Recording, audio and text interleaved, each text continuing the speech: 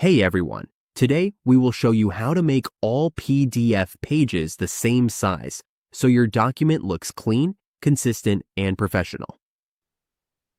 First, open your PDF in Adobe Acrobat.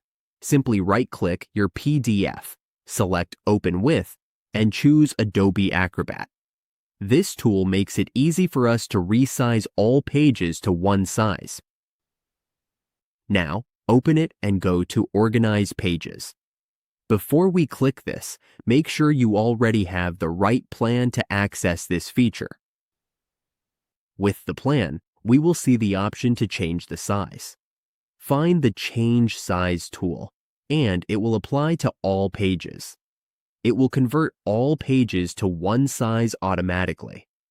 Once we are done, just apply it, and it will convert all the pages in your PDF to one size. This process helps us standardize all pages so they have the same dimensions.